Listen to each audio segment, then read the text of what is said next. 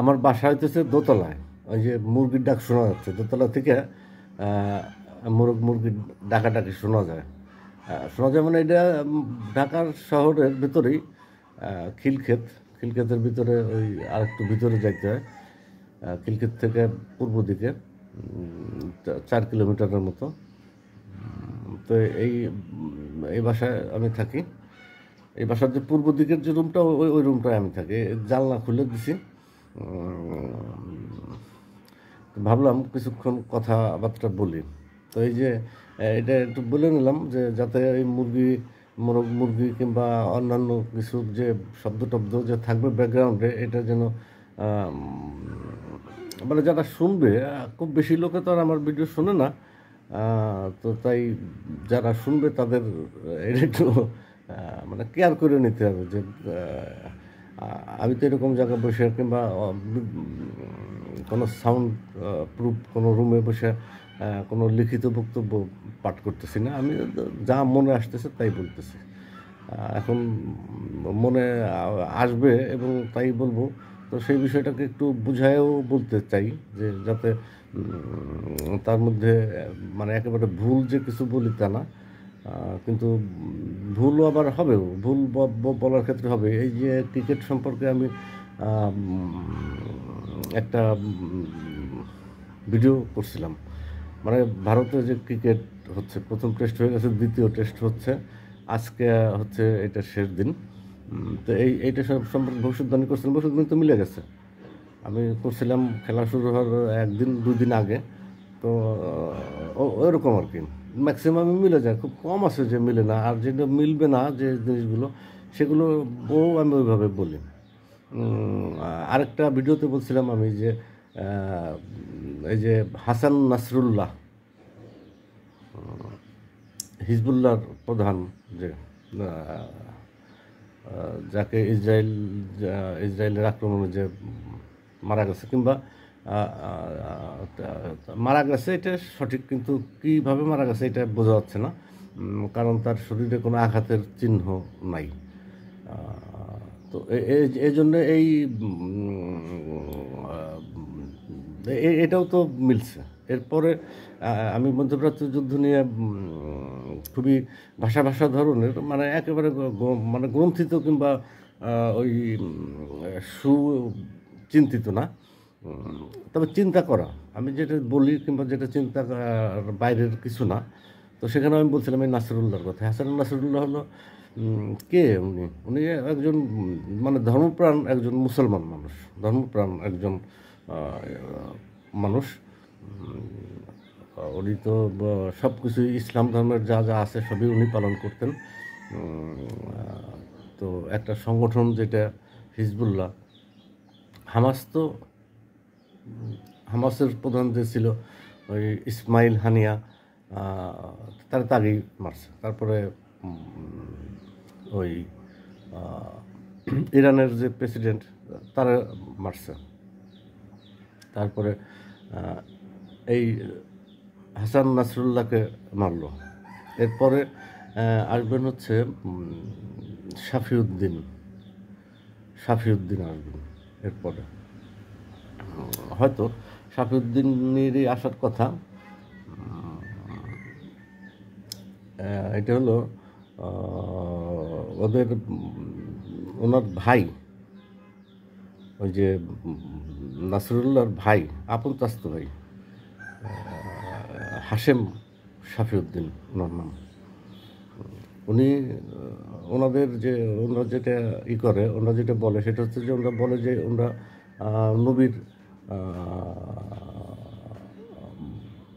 বংশধর, মানে নবীর বংশ পরম্পরা সবচেয়ে কাছের জীবিতদের মধ্যে আমরা বলতে চাই। আর ওজন আছে নাইম কাশেম। এই দুজনের নামই বেশি শোনা যাচ্ছে। এরপরে হিজবুল্লাহর প্রধান যারা হবেন, হিজবুল্লাহ হলো কি, হিজবুল্লাহকে এর আগে কয়েকদিন আগে এই পেজার বিস্ফোরণ ঘটাইছে।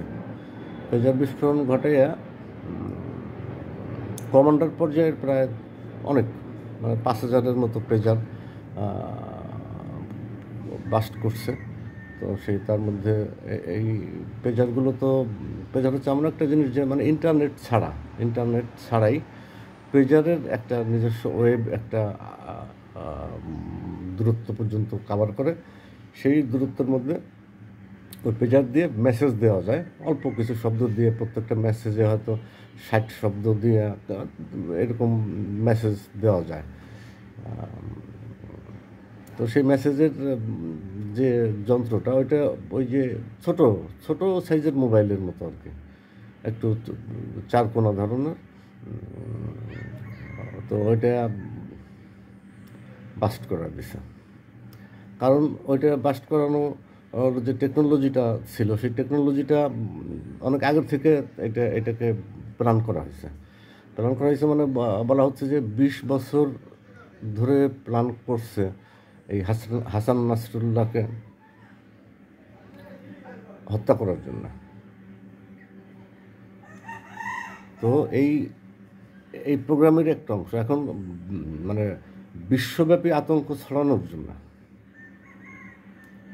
বিশ্বব্যাপী যে একটা ভয়, ব্যক্তিগত আতঙ্ক ছড়ানোর জন্য, বিশ্বব্যাপী সারা পৃথিবীর মানুষকে ভীত সন্ত্রস্ত করে তোলার জন্য,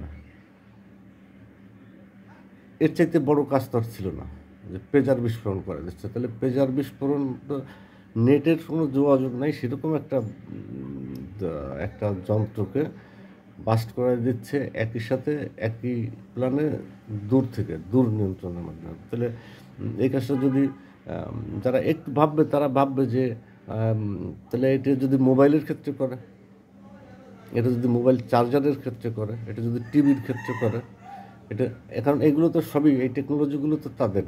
এই টেকনোলজিগুলোর কোন কোন অংশের কোন পৃথিবীর কোন দেশের কোন মোবাইলে কিংবা কোন চার্জারে কিংবা কোন টর্চে কিংবা কোন ওই মেশিনারিজের মধ্যে যে এই টাইম বোম লুকানো আছে। এটা আরও কিছুদিন আগে সৌদি আরবের যে বর্তমান যে যুবরাজ, উনি বলছিলেন যে ওনার জীবন শঙ্কার মধ্যে, কারণ ওনারা তখন এটা বুঝতে পারছিলেন। উনি বুঝতে পারছেন যে আসলে এইভাবে কাউকে মেরে ফেলা সম্ভব। এটা হচ্ছে করোনার কথা তো আমরা ভুলে গেছি, এটা হচ্ছে করোনার মতো একটা ব্যাপার, যে এমন একটা অসুখ হলো বিশ্বব্যাপী যে বলা হলো যে এটা ল্যাব থেকে বেরোয়ছে। তো ওই রকম যে আধুনিক জীবনযাপন করে এরকম মানুষ, সে এই সমস্ত দ্রব্যাদি ইলেকট্রনিক্স দ্রব্যাদি ব্যতি রেখে জীবনযাপন করা খুব কঠিন। এইটা শুরু হয়েছিল আরও আগের থেকে। ওই যে আফগানিস্তানে বিন লাদেনের যে জীবনযাপন করতো তখনই তাকে ওইটা করা হতো।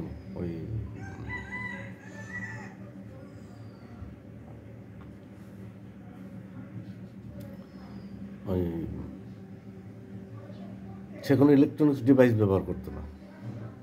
তো ইলেকট্রনিক্স ডিভাইস ছাড়া জীবনযাপন করা তো কঠিন, আধুনিক বিশ্বে তো আরও কঠিন। আর সৌদি আরব তো আরও কঠিন, তারা তো আধুনিক ইলেকট্রনিক্সের উপরই নির্ভর করে। তাদের তো মেসি ছাড়া তো চলেই না তাদের তো ইলেকট্রনিক্স, তাদের কৃষি টিষি সবই তো এই ইসের উপর নির্ভর করতে হয়। তো নাসরুল্লাহর পর্ব শেষ হয়ে গেল, এখন আসবে হাশেম শাফিউদ্দিন। তার আসার সম্ভাবনা বেশি, যদি না হয় তাহলে আসবে নাইম কাশেমে। এরা দুজনের সংগ্রামী মানুষ, মুসলমান মানুষ। আর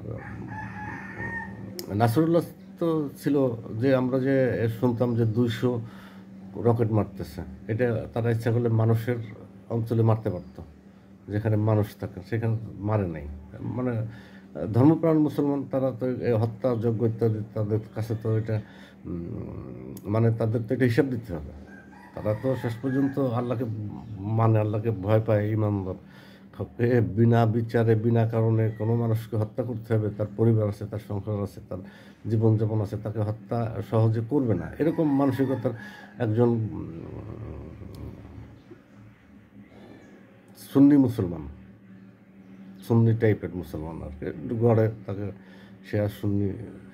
বিষয়টা হচ্ছে যে এই বৈরুতে বৈরুতে আক্রমণ করছে। বৈরুত হচ্ছে এমন একটা জায়গা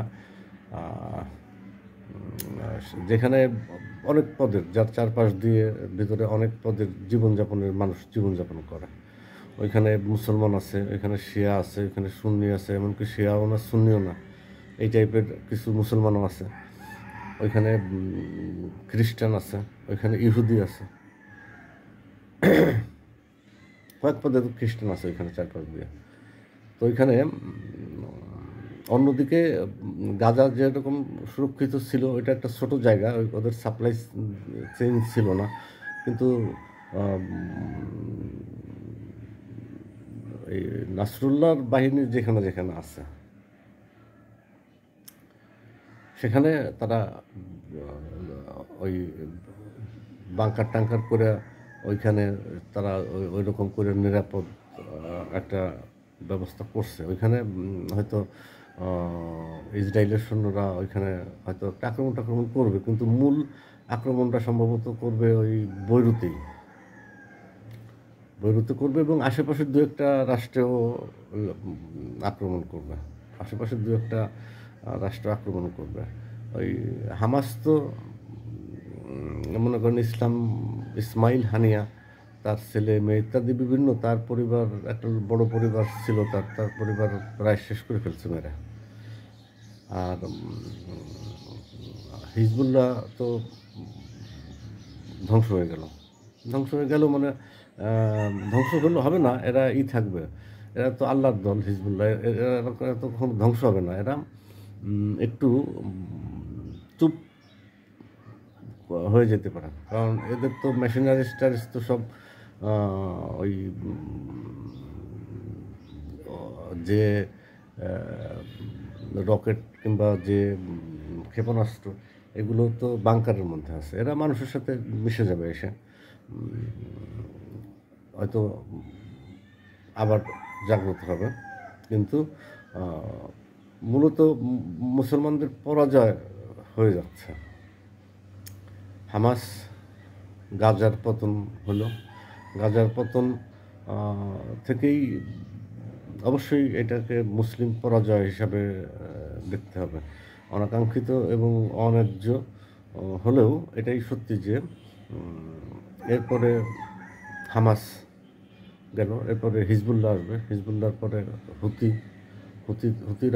হুতিদেরকেও ধরবে তো অবশ্যই, কারণ এরা কোন জায়গা থেকে কি পরিচালনা করতেছে, স্যাটেলাইট যারা বানায় তারা এটা তারা তাইদের দেখে না যে হুতি কোন জায়গা থেকে আক্রমণ করতেছে, কোন জায়গা থেকে ওই ক্ষেপণাস্ত্রটা উৎক্ষেপণ করলো, রকেট লঞ্চার রকেট কোন জায়গা থেকে উৎক্ষেপণ করলো, এরা তারা স্যাটেলাইট দিয়ে দেখে। আর শুধু তো এটা যুদ্ধ হিসেবে না, তারা তো 60 বছর ধরে এটা গবেষণা হিসেবে নিচ্ছে তারা। তো শিয়া মুসলমানদের মধ্যে তাদের পরিবার আছে, এমন একটা আছে যে 30 বছর ধরে তারা শিয়া মুসলিম হিসাবে শিয়া সম্প্রদায়ের মধ্যে একত্রিতভুক্ত হয়ে গেছে, যদিও তারা ইহুদিরা হলো এরকম একটা জিনিস, তারা তো জ্ঞান বিজ্ঞানে সময়ের জ্ঞান বিজ্ঞানে তাদের শ্রেষ্ঠত্ব থাকবে, তাদের তো এই শ্রেষ্ঠত্ব দেওয়া হয়েছে, এটা আল্লাহই বলছে, তাদের শ্রেষ্ঠত্ব দেওয়া হয়েছে, মানব জাতির উপরে জ্ঞান বিজ্ঞানে তাদের শ্রেষ্ঠত্ব দেওয়া হয়েছে, তারা তো তারা অ্যাডভান্স চিন্তা করতে পারবে।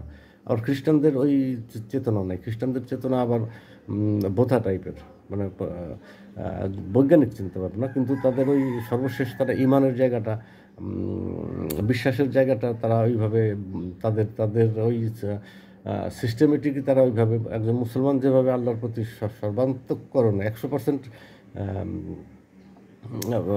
করে সমর্পণ করে, আল্লাহর সাথে যোগাযোগের সর্বোচ্চ চেষ্টা করে, আল্লাহকে মানে ইমানদার একজন মুসলমান মানেই একজন শতভাগ না হইলে তো আর সে মুসলমান হয় না। 99% যদি কেউ আল্লাহকে বিশ্বাস করে, 1% আল্লাহকে অবিশ্বাস করলেও তো তার ইমান থাকবে না, এরকম করেও না কেউ। মুসলমানরা এরকম না, মুসলমানদের ব্লাডটা আবার পারফেক্ট।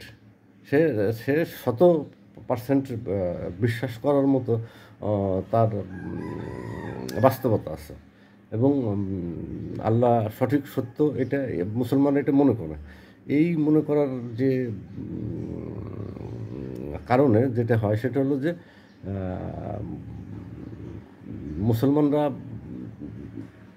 খুব বেশি আক্রমণ করতে চায় না। আক্রমণ করলে যে তারা হবে না, মানে জয় হবে না তা না, তারা প্রতিরোধ করতে চায়। মুসলমানদের এটা একটা ব্যাপার যে তারা প্রতিরোধ করতে চায়, কারণ ওই যে আল্লাহ তারা তো জানে, ভয় পায় তো তারা তো মানুষ হত্যা তো সবচাইতে অন্যায় কাজ। মানুষ হত্যা তো মুসলমানরা ভয় পায়, মানুষ হত্যা মুসলমানরা ভয় পায়। এই ভয় পাওয়ার কারণ হলো ওই যে আল্লাহ জানে যে আল্লাহ আছে। আল্লাহ যদি যে লোকটা, আমি যে একজন হিন্দু কিংবা একজন খ্রিস্টান কিংবা একজন ইহুদিকে মারবো, যদি ওই লোকটা ইমানদার হয়ে থাকে, ওই লোকটা ওই লোকটা যদি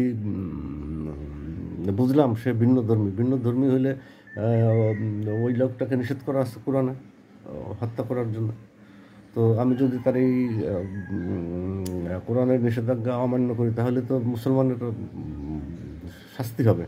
এই জন্য মুসলমানরা মানে মানসিক যুদ্ধ, যে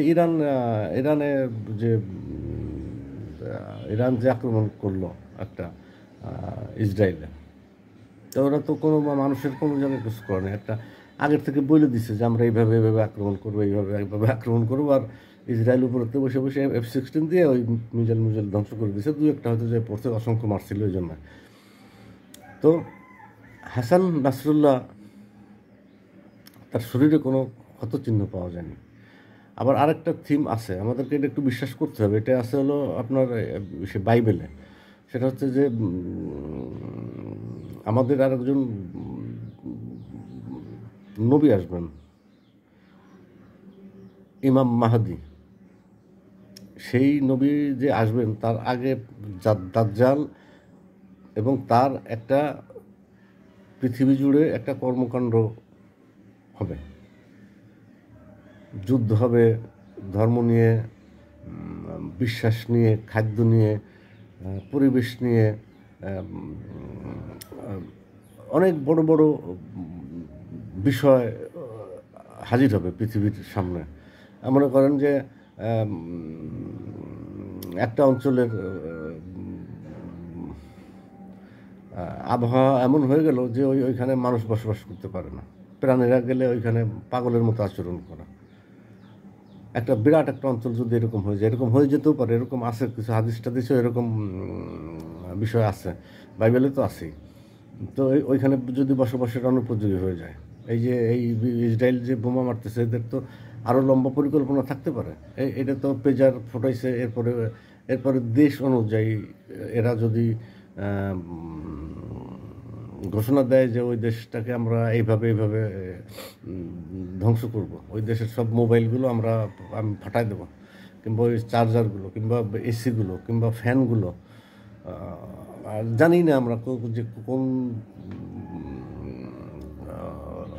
ভাবে তারা এই সমস্ত ইলেকট্রনিক্স ব্যবহার্য দ্রব্যের মধ্যে তারা টাইম বোম রেখে দিছে, কিংবা এমন খাদ্য এমন সমস্যা করবে, বায়ুতে এমন সমস্যা করবে যে পৃথিবীতে অনেক ধরনের বড় ধরনের জটিলতা তৈরি হবে।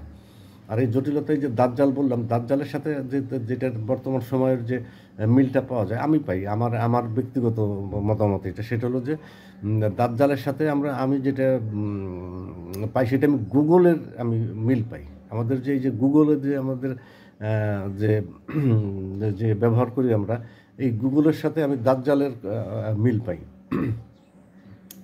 আর দাজ্জাল তো এআই যে আসছে এখন, এআইটা তো আর এখন আসে নাই, এআইটা তো একটা পুরনো আইডিয়া। এআইটা তো যে পুরনো বোতলের নতুন আইডিয়া নিয়ে আসছে আর কি। এটা অনেক আগে থেকে, এটা একেবারে সৃষ্টিলগ্ন থেকেই মানুষের মোটামুটি এআইটা একেবারে মানুষের সৃষ্টিলগ্ন থেকেই, মানুষ যখন একত্রিত হয়ে একাধিক মানুষ একত্রিত হয়ে বসবাস শুরু করছে তখন থেকেই এআইয়ের প্রচলন আছে। এআই এটা এরকম একটা জিনিস, আর্টিফিশিয়াল ইন্টেলিজেন্ট। এইটা সম্পর্কে আমার একটা দীর্ঘ আছে, ভিডিও আছে, এটা দেখে নিন। তো এআইটা তো ওইরকম মানুষের জীবনের প্রত্যেকটা অংশে কাজে লাগে। এখন প্রত্যেকটা গুরুত্বপূর্ণ অংশের মধ্যে যদি আপনাকে আমি 1-2 মিনিটের মধ্যে সংক্ষেপে যদি এআইটা আমি বুঝাইতে চাই, তাহলে আপনাকে প্রথমে যে জিনিসটা আসতে হবে, আমাদের নিত্য প্রয়োজনীয় জীবনযাপনের কথা আমরা বলতেছিলাম। তো ওইটা বলতেছিলাম যে ইহুদিরা ওইটা নিয়ন্ত্রণ করতে পারে। ইহুদিরা এরকম সমস্যা তৈরি করে দিতে পারে যে পৃথিবীর একটা অঞ্চলের উপর তারা নিয়ন্ত্রণ প্রতিষ্ঠা করবে। তাদের তাদের অস্তিত্ব রক্ষার জন্য, তাদের জনসংখ্যাকে টিকিয়ে রাখার জন্য, তাদের ধর্মকে টিকিয়ে রাখার জন্য, এবং তাদের যে জ্ঞান বিজ্ঞানের যে উন্নয়ন, এই উন্নয়নকে ধারাবাহিক করার জন্য তারা অনেক কিছু করবে। পৃথিবীতে অনেক ঝামেলা তৈরি হবে। আর এই ঝামেলাগুলো যে আসবে, এটা এমন একটা পদ্ধতির মধ্যে আসবে যেটার সাথে যেটা আসলে গুগল দিয়ে করতে হবে। এই গুগল দিয়ে করতে হবে কীভাবে? এআই দিয়ে অ্যাটম বোম পর্যন্ত বানানো সম্ভব। পরবর্তীতে ওইটাকে ওই সমস্ত বিষয়টাকে আরও রেস্ট্রিক্ট করছে এরকম কোনো জিনিস। তো এই রেস্ট্রিক্ট করলেও তো এটা তো আবার রেস্ট্রিক্ট খোলাও তো কোনো ব্যাপার না। এআই যদি এত ক্ষমতাই যদি হয়, এআই তো এত ক্ষমতা সম্পন্নই মূলত। এমন কিছু রেডি মেশিনারিজের মধ্যে সে এমন ক্রিয়া প্রতিক্রিয়া এবং এমন উৎপাদন করতে পারবে, যে সোর্সগুলো তাকে কন্টিনিউ করা হয়েছে, সেক্ষেত্রে প্রায় নিজেই করতে থাকবে আর কি। নিজের বুদ্ধিমত্তা দিয়ে নিজেই কাজটি প্রায় সম্পূর্ণ করে ফেলতে পারবে। প্রায় এআই দিয়ে কী করবে? মনে করেন একটা ফ্যাক্টরিতে, একটা বিশাল একটা ফ্যাক্টরি আছে, যে ফ্যাক্টরিতে আপনার মনে করেন সেলাই মেশিন তৈরি হয়, সেলাই মেশিন তৈরি হওয়ার মেশিন, এটার মধ্যে হাজার হাজার পার্ট আছে মনে করেন। এইখানে কাঁচামাল, যে পরিমাণ তথ্য ইত্যাদি হাজির করে দেওয়া হবে, সেটা দিয়ে ওরা মেকানিজম করে, ওরা ওই এআই নিজস্ব বুদ্ধিমত্তা দিয়ে তারা একটা সেলাই মেশিন তৈরি করে বানায় বের করে দিতে পারবে, প্রোডাকশন পর্যন্ত এনে দিতে পারবে। ওই প্রোডাকশনে আবার লিঙ্ক আপ করে, লাইন আপ করে ওই এআই নিজেই ব্যবসা ওইটাকে প্রতিষ্ঠা করে দিতে পারবে, এবং তারা মার্কেটিংও করতে পারবে। মার্কেটিং তো অনলাইন মার্কেটিংও করতে পারবে, এবং এই মার্কেটিংয়ের উন্নয়নের টাকা দিয়ে সে তার ফ্যাক্টরিকে আরও বড় করতে পারবে। এআই হচ্ছে এরকম একটা ব্যাপার। আরও যদি আপনি মনে করেন সহজভাবে, যদি মনে করেন ওইটা বুঝতে সমস্যা হচ্ছে, বোঝেন আপনার এআইটা একেবারে ম্যানুয়ালি বোঝার জন্য, মনে করেন আপনার একটা মুদির দোকান আছে। এই মুদির দোকানে যদি আপনি সব বিভিন্ন ধরনের মালামাল উঠালেন, চাল, ডাল, আটা, নুন, তেল, ঘি, হলুদ, মরিচ সব উঠাইলেন, আপনি এর মধ্যে করলেন কি 10 কেজি ঘি উঠাই ফেললেন। আপনার ছোট্ট একটা মুদির দোকান, পুঁজি হয়তো 1 লাখ টাকা, আপনি দেখা গেল যে আপনি 20,000 টাকার ঘি উঠাই ফেলছেন।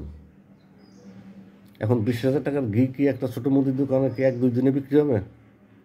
কিংবা দেখা গেল যে আপনি 1 ভ্যান কলা নিয়ে আসছেন, হবে না।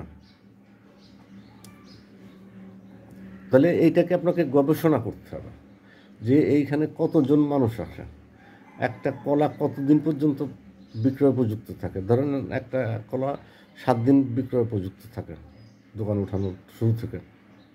তাহলে 7 দিনে আপনার ওই মুদি দোকানের আশেপাশে যে সমস্ত লোকজন আছে, কতগুলো কলা খায়, কতগুলো কলা আপনার দোকান থেকে কিনে খাবে, এই আইডিয়াটা আপনাকে প্রতিষ্ঠিত করতে হবে আপনার সংখ্যা তত্ত্বের উপর দিয়ে। আপনার দোকানে ডিম চলবে বেশি না চাউল চলবে বেশি, এটা আপনাকে ওই দোকানে বসে বসেই আপনাকে ওইটাকে গবেষণা করে বাইর করতে হবে। এই যে গবেষণাটা, এই যে চিন্তাটা, যে আমি আমার মুদির দোকানে, আমি আপনার মুদির দোকানে বললাম যে আপনি যদি 10 কেজি ঘি কিংবা 1 মণ ঘি এনে রেখে দেন, ওইটা হয়তো 1 কেজি হয়তো কিনবে 1 মাসে মানুষের, ওইটাকে যাবে না তো। কিংবা আপনি অনেক কলা নিয়ে আসলেন, যে কলাটা চলবে না, কয়দিন পরে পচে যাবে, অথচ আপনি ওই ঘিটা 1 কেজি আনতে পারতেন, কিংবা কলা আপনি হয়তো 20 হালি আনতে পারতেন, যেটা আপনি বিক্রি করার পরে আবার বিক্রি করতে পারবেন। এই যে ধারণাটা, এই যে সংখ্যা গবেষণার মাধ্যমে আপনার প্রাপ্ত উপাত্ত যে কাজে লাগাইতেছেন এই কাজও আপনাকে করে দেবে এআই। অর্থাৎ আপনি আপনার এলাকার বর্ণনা দিয়ে একটা ম্যাটার দিয়ে পুট দিবেন, আপনার এআইয়ের কাছে জানতে চাবেন যে আমার এই এলাকায় কোন মালটা ভালো চলবে, এআই আপনাকে রেজাল্ট দিয়ে দেবে। তার ওইরকম গবেষণা আছে, ওইখানে কতজন মানুষ আছে, কী আছে, এই তথ্যগুলো তার ভান্ডারে আছে। ওই ভান্ডার থেকে গবেষণা করে দেখবে যে এখানে লোকেরা 100 জন কলা খায়, 100 জনের মধ্যে 30 জন বাইরের থেকে আনে, 70 জন স্থানীয়ভাবে কলা সংগ্রহ করে। এআই আপনাকে রেজাল্ট দিয়ে দেবে।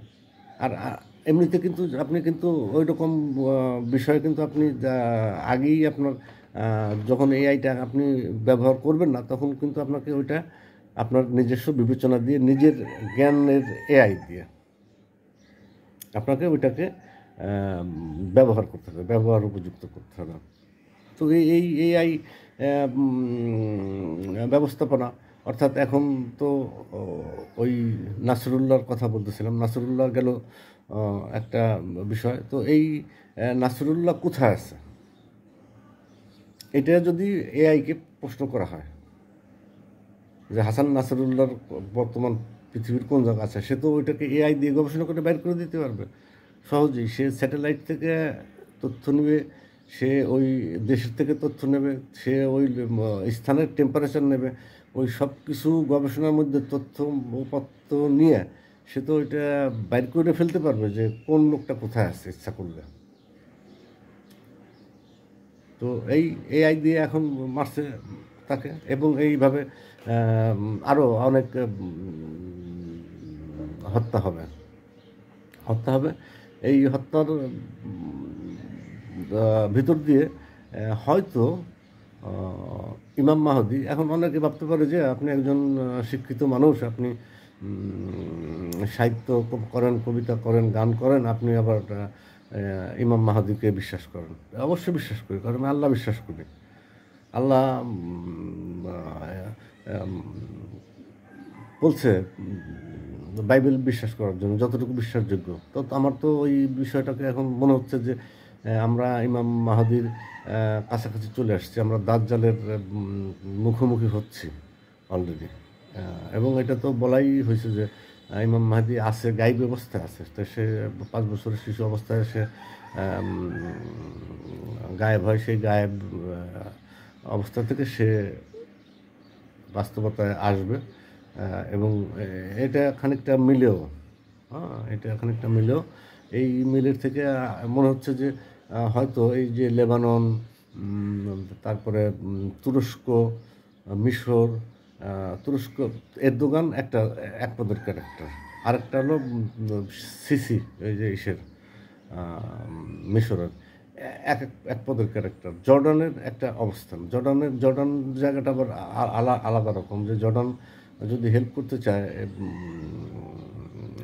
হিজবুল্লাহকে, তাহলে না, যদি ইরান যদি হেল্প করতে চায় হিজবুল্লাহকে, তাহলে জর্ডান ক্রস করতে হয়। এই জন্য জর্ডান আবার সৌদি আরবের সাথে, হ্যাঁ, জর্ডান, সৌদি আরব, মিশর, এরা আবার একটা শক্তি, এরা আমেরিকান শক্তি, আমেরিকান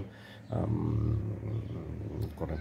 তো এই যে টোটাল যে অবস্থাটা, এই অবস্থাটার ভিতরে যেটা মনে হচ্ছে যে সেটা যে আমরা একটা যুদ্ধ হয়তো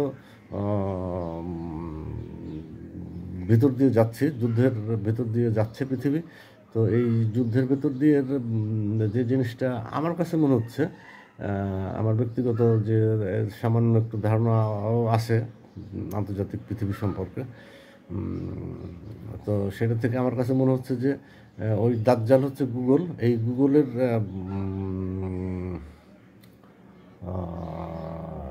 ব্যবহার, এবং তাহলে গুগল দাজ্জাল যদি থেকে থাকে, তাহলে দাজ্জাল দেখা যাচ্ছে যে সে আছে। দাজ্জালের এই যে আবির্ভাবটা, অর্থাৎ গুগলের যে বিস্তারটা, আর ইমাম মাহদীর আগমন, এর ভেতর দিয়েই পৃথিবী একটা পরিবর্তিত ফরম্যাটে যাবে। অর্থাৎ ওই যে বলতেছিলাম যে নাসরুল্লাহ, হামাস, হিজবুল্লাহ, আম, তারপরে হামাস, এই যে এগুলোর পতন, মুসলিমের যে পতনটা, ইন্ডিয়াতে মুসলিম পতন, বাংলাদেশে শেখ হাসিনার বিদায়ের সাথে সাথে যে মুসলিম যে অবস্থাটা তৈরি হয়েছে, এটা মুসলিম বিরোধী অবস্থান। আসলে প্রকৃত মুসলিমদের জন্য এটা বিরোধী অবস্থান, যে মাজার ভাঙতেছে। মাজার ভাঙতেছে কেন? মাজারের মধ্যে গাঁজা খায়। আরে হারামজাদা, মাজারের মধ্যে গাঁজা খায় তো কেটা কইছে মাজারের মধ্যে গাঁজা খায়? আর গাঁজা খায় কি ইট পাথর বালিতে গাঁজা খায়? গান গায় কি ইট পাথর বালিতে গান গায়? তুই মাজার ভাঙিস না? কয় বুক সমানের উপরে এটা করা যাবে না। কোথায় এটা কি বুক সমান বলতে কি বুঝিস তুই? বুক সমান হচ্ছে একটা পরিমাণগত একটা কথা বলা হচ্ছে। পরিমাণগত কথা কি বাংলায় বললাম আমি এক হালি, বল তুই এটা এক হালি, তুই যদি আরবিতে বলিস তাহলে কী বলবি? ইংরেজিতে বললে কী বলবি? এই ফিল্ডটা আমরা বলি অনেক দূরে গেছে। এই অনেক দূরের মানে কি? অনেক দূরের মানে কয় গজ? বুক সমান মানে কতটুকু? তুই বুক সমান মানে কি? বুক সমান মানে মানুষের বুক সমান না তোর কিসের বুক সমান কইছে? বুক সমানের কবর আবার বুক সমানের উপরে যায় কীভাবে? কবর তো বুক সমানই থাকে। আর কোন কবরটা তোর, কোন জায়গা তোর বুক সমান আছে তোর কবর? এই সমস্ত বুক সমান কতটুকু এটা নির্ধারণ করে বলে দিলেই হয় যে এতটুকু থাকবে তার কবরের অবস্থান। কবরের অবস্থান তো সম্পর্কে যদি সঠিক ধারণা দেওয়া না হয় জনগণকে, তাহলে কী বুঝবে? বুক সমান বলতে কী বুঝবে? কয় ফুট বুঝবে? কয় ইঞ্চি বুঝবে? এটা তোকে বোঝাই দিতে হবে যে কবরটা এর উপরে উঁচু করা যাবে না। যদি এটাকে সঠিক হয়ে থাকে এই তথ্যটা, যে না ইসলাম এটা বলে যে কবরটা এতটুকু উঁচু হতে হবে, কতটুকু উঁচু হতে হবে, সেটা ততটুকু উঁচার একটা নির্ধারণ করে দিতে হবে। নাহলে কে বলছে, কোথায় বলছে, কী বলছে? কয় বুক সমানের উপরে নাই, এই জন্য ভেঙে, বুক সমানের উপরে নেই এর জন্য ভেঙে দিয়ে এই যে সেন্টিমেন্টটা, এটা তো ভালো না। ওই মাজার, প্রত্যেকটা মাজারে ওইখানে খাওয়ার আয়োজন থাকে, ওইখানে একটা মানুষের একটা ছিন্নমূল টাইপের মানুষের ওইখানে একটা ব্যবস্থা থাকে। যারা ছিন্নমূল তারাই বেশি আল্লাহকে ডাকে। আপনি জানেন, আপনার পয়সা করি আছে, আপনি আনন্দে যে মসজিদে চেয়ারের পর বসে নামাজ পড়তেছেন, আর যে লোকটা পেটে ভাত নাই তারপরেও সে নামাজের জন্য দাঁড়াইছে, আপনার মধ্যে একটু পার্থক্য আছে না? নামাজ একই সময় আর কি, আপনি পড়লেন মুক্তিও নামাজ, আপনার পড়ার দরকার আছে, কিন্তু এটা তো মানতে হবে যে আপনাকে আপনার অধিকারের জন্য আপনাকে যদি যদি আপনার অধিকার প্রতিষ্ঠার জন্য কাজ করতে হয়, আপনি যে অধিকারটা চাচ্ছেন, এই অধিকারটা যদি রাষ্ট্র দেওয়ার কথা ছিল, সেই রাষ্ট্র আপনাকে দিচ্ছে না, সেরকম যদি হয়, সেক্ষেত্রে আপনি যেটা করতে পারেন সেটা হচ্ছে বিপ্লব করতে পারেন, বিদ্রোহ করতে পারেন। এই যে আমাদের দেশের যে বিপ্লব বিদ্রোহ হয়ে গেল, নাসরুল্লাহ তো একটা বিপ্লবী একজন শহীদ। নাসরুল্লাহ তো আইডিয়া আছে, আবার যদি ইসরায়েলেরও আইডিয়া আছে। ইসরায়েলও জিহাদ করতেছে, তাদের জ্ঞান বিজ্ঞান, তারা জ্ঞান বিজ্ঞান দিয়ে তারা যুদ্ধ করতেছে। তারা তো আসলে কামান দিয়ে, বন্দুক দিয়ে যুদ্ধ তারা এখনও বেশি একটা পছন্দ করে না। তারা আছে ওই এখন মনে করেন এমন বোমা বানাইছে আমেরিকা, এই হয়তো ইহুদেরই মানে থিওরিটা হয়তো ইহুদিরাই দিছে, বানাইছে আমেরিকা। ওইটা হচ্ছে বাংকার ব্লাস্টার হচ্ছে, মনে করেন আপনার বিল্ডিংটা যদি মাটির নিচে বানান, 10 তলা মাটির নিচে বানাইলেন, মনে করেন একতলা একটা বিল্ডিং, 10 তলা সমান আপনার মাটির নিচে যদি একতলা বাড়ি বানান, সেই বাড়িটা আপনি রক্ষা করতে পারবেন না এই বাংকার ব্লাস্টার দিয়ে। যদি ওই 10 তলা হয় পাথরের, মানে পাহাড়ের নিচে আপনি একতলা একটা থাকার জায়গা করছেন মনে করেন, কিংবা 2 তলা একটা থাকার জায়গা করছেন পাহাড়ের নিচে। পাহাড়টা যদি 10 তলার সমান হয় তাও আপনি রক্ষা পাবেন না।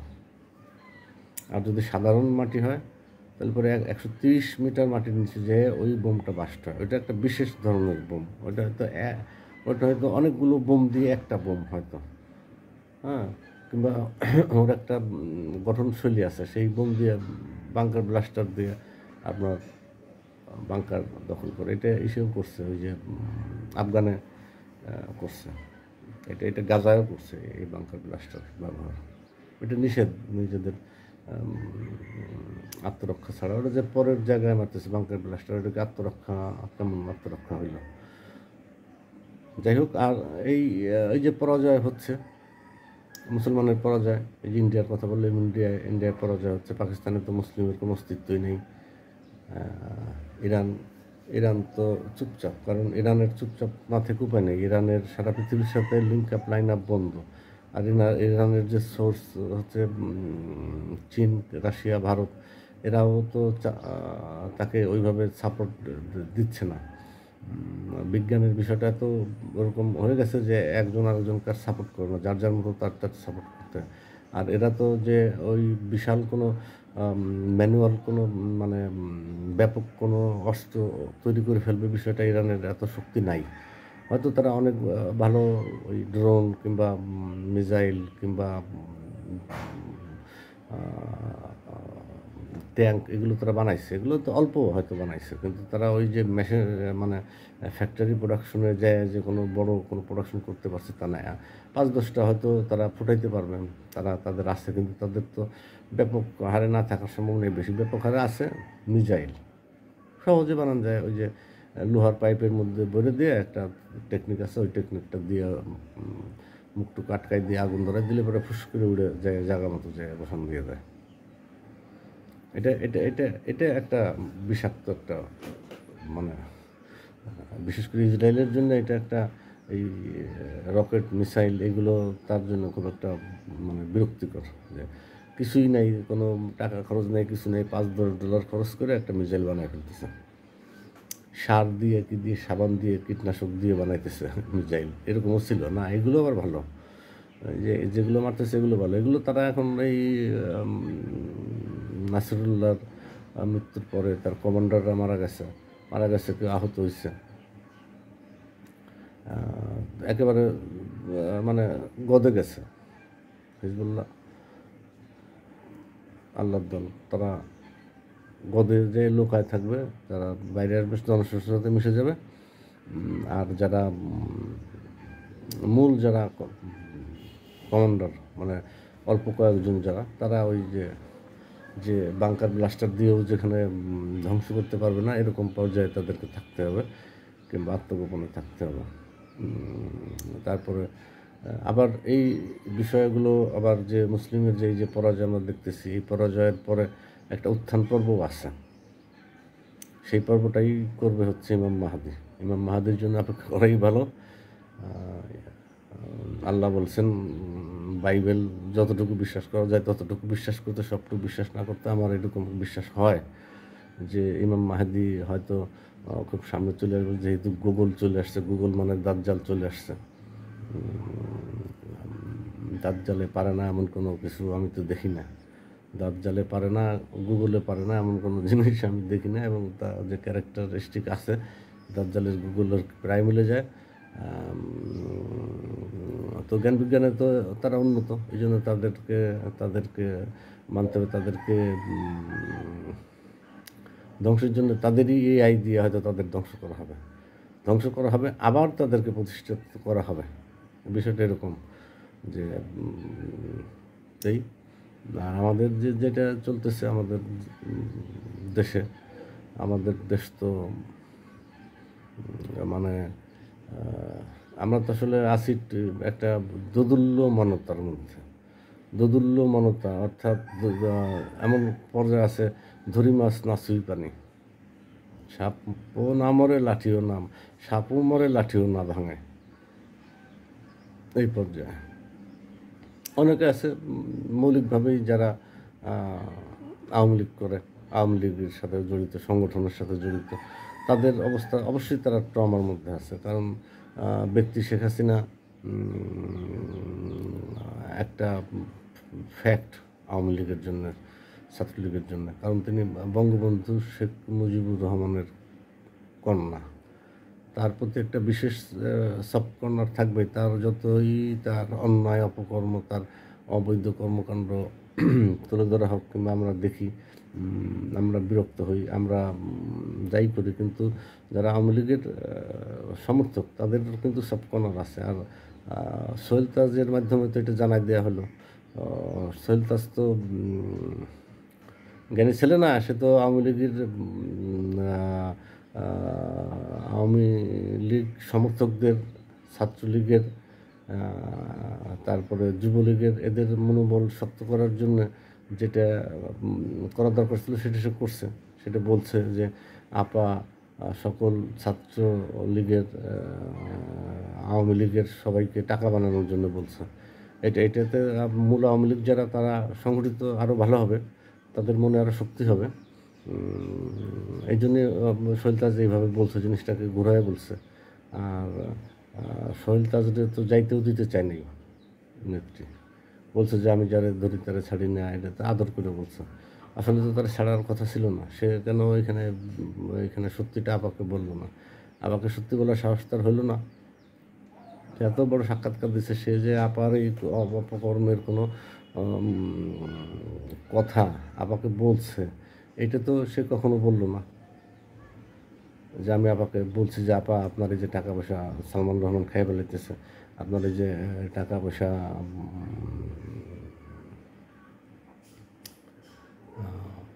গাজী গ্রুপ খাই ফেলাইতেছে, আপনার এই যে টাকা পয়সা বেক্সিমকো খাই ফেলাইতেছে, আপনার এই যে দুর্নীতি করে এইভাবে গুম করতেছে, এগুলো কি কখনো বলছেন আপনি আপারে? বলেন নাই। এখন আবার আপনার মা যেরকম আওয়ামী লীগের হাল ধরছিল, আপনিও আবার এরকম হাল ধরার চিন্তা করতেছেন, একটু ভিন্ন ধারায়। ধারাটা হলো যে খারাপটাকে উপস্থাপন করা, যেটা মূলত ভালো। একজন আওয়ামী লীগের নেত্রী, সে আওয়ামী লীগের নেতাদের কাছে কীভাবে জনপ্রিয় হবে?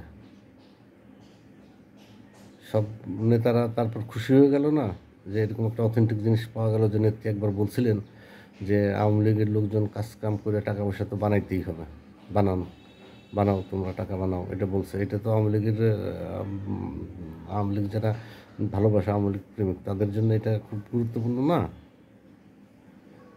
এটা আবার আমি এই যে বললাম, এই যে কথাটা আমি বললাম, এই কথাটা তো আমি আগে চিন্তা করে রাখিনি। এখন বলতে বলতে সোহেল তাজের কথা মনে হলো, সোহেল তাজের কথা এইভাবে বললাম।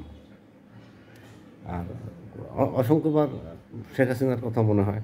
শেখ হাসিনার ক্যারেক্টারটা তো আমাদের চোখের সামনে আসলো, সে বাংলাদেশে, আমরা তো তখন যুবক। তার পুরোটা, তার মানে এখন ইন্ডিয়াতে যাওয়া বলবো না, ইন্ডিয়াতে পলায়ন বলবো না, ইন্ডিয়াতে আশ্রয় বলবো না, পলায়ন বলবো না, কি বলবো? তার যে ইন্ডিয়া যাওয়ার আগ পর্যন্ত, এখন হয়তো জানি না, এখন তার ওই যে ভিডিও বেরিয়েছে, কি অডিওর ভিডিও বেরিয়েছে আর কি, সেটাও একটু কেমন যেন লাগছে আমার কাছে। এখন অনেক কিছু বিশ্বাস করতে যেয়ে অবিশ্বাস করতে হয়। যেটাকে বিশ্বাস করতে চাই ওইটাকে অবিশ্বাস করতে হয়, যেটাকে অবিশ্বাস করতে চাই ওইটাকেই বিশ্বাস করতে হয়, এরকম পরিস্থিতি তৈরি হচ্ছে। আবার এগুলো যদি সবাইকে করে, মানে প্রভাবিত করে, তাহলে রাষ্ট্রীয় ট্রমাটাইজিং টাইম চলতেছে এখন আমাদের। পুলিশ কাজ করে না, বাজার ব্যবস্থা ঠিক নেই, শিক্ষা ব্যবস্থা ঠিক নেই, বিদ্যুতের ব্যবস্থা ঠিক নেই।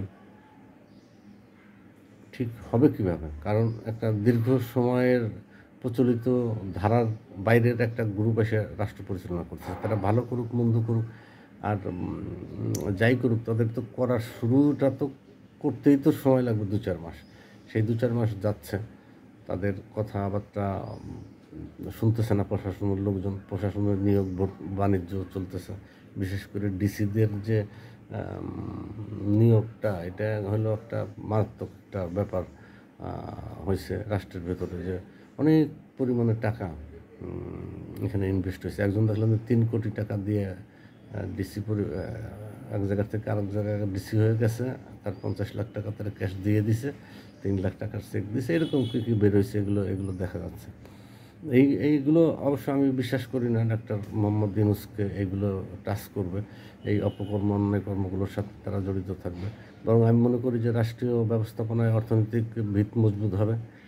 আর আমাদের যে কিছু বাস্তবতার নিরিখে আমাদের যে ওই ব্যাংকের যে ভল্টের যে আমাদের যে রিজার্ভ চুরি হলো, এটার এই প্রকাশ করেন না কেন?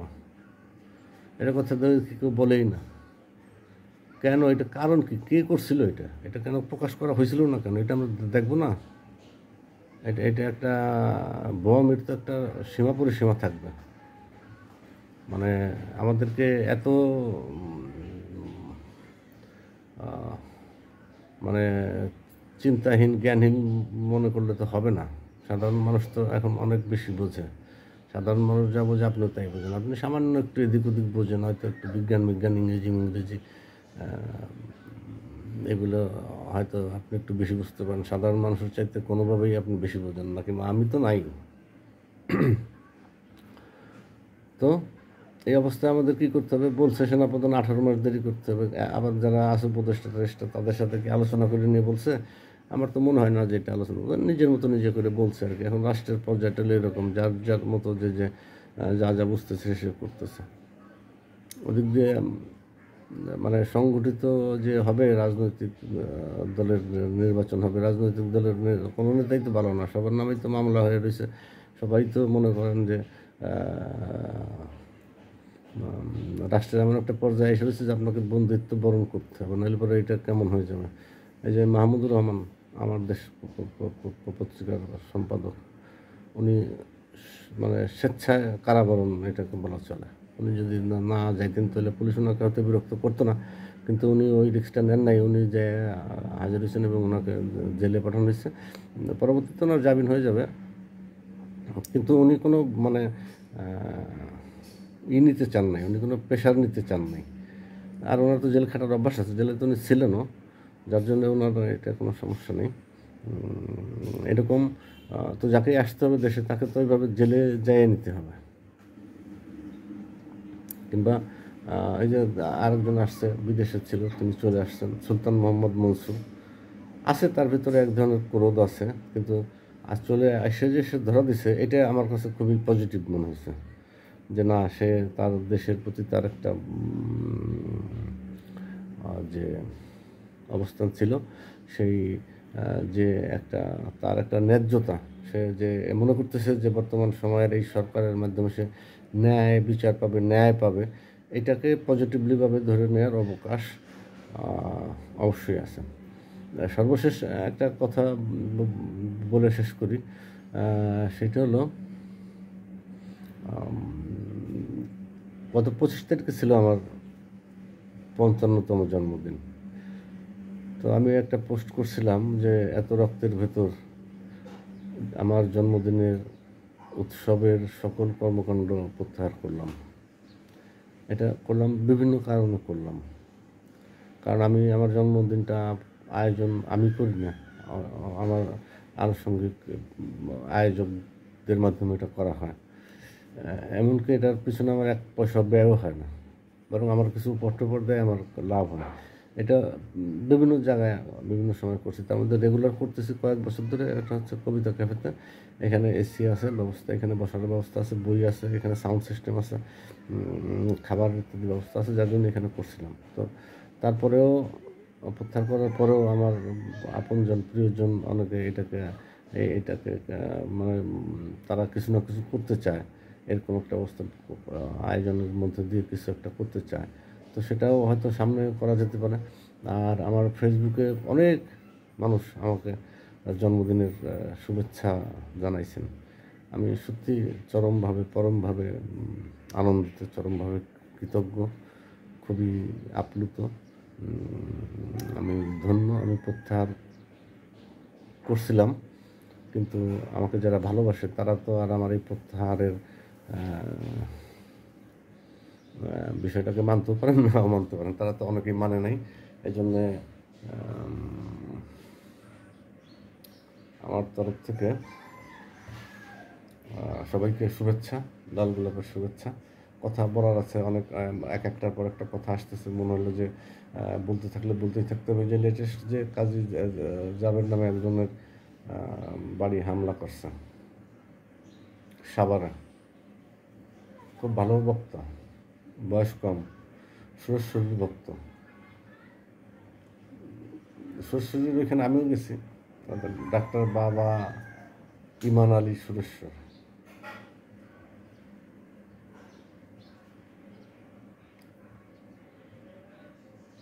তো তার ভক্তর বাড়িতে